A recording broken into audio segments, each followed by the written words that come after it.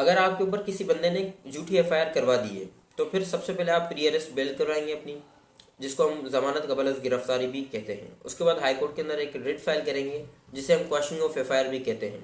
इसमें अगर आपने ये साबित कर दिया कि वो एफआईआर झूठी है तो फिर एफआईआर रद्द की जाती है, जिसे हम क्वेश्चनिंग ऑफ एफआईआर भी कहते हैं।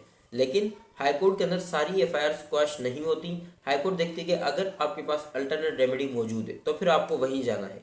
अल्टरनेट रेमेडी से मुराद के अगर पुलिस ने आपकी एफआईआर का चालान किसी भी सेशन कोर्ट या मजिस्ट्रेट कोर्ट के अंदर जमा करवा दिया है तो फिर ये केस आपको वहीं पर डील करना होगा और वहीं साबित करना होगा कि एफआईआर झूठी है। अगर झूठी एफआईआर करवाने वाले बंदे के खिलाफ आप एक्शन लेना चाहते हैं तो फिर वो आप पीपीसी के सेक्शन 182 के तहत लेंगे, जिसे हम कलंदरा की कार्रवाई भी कहते हैं।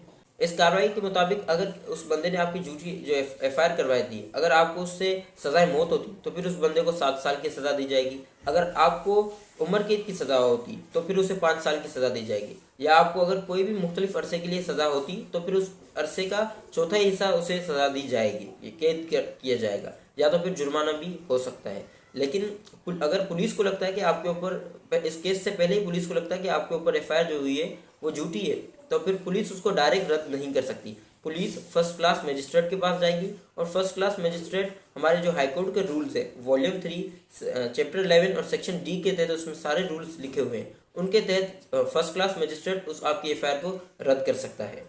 लेकिन अगर उस बंदे की एफआईआर सही है, उसे लगता है कि पुलिस आपसे मिली हुई है, तो फिर वो उसी कोर्ट के अंदर इस्तगासा फाइल कर सकता है, जिससे वो पुलिस के शिकंजे से आज़ाद हो सकती है। और इसके अलावा हाई कोर्ट के अंदर एक अपील भी दे सकती है कि आपने जो उस बंदे ने जो आपके ऊपर एफआईआर करवाई थी वो सही थी, लेकिन पुलिस आपसे मिली हुई है, या तो लोअर लेवल के जो जुडिशरी के बंदे हैं वो आपसे मिले हुए हैं, जिसकी वजह से आपकी एफआईआर क्वैश हो चुकी है, तो फिर आपका केस फिर हाई कोर्ट में चलेगा।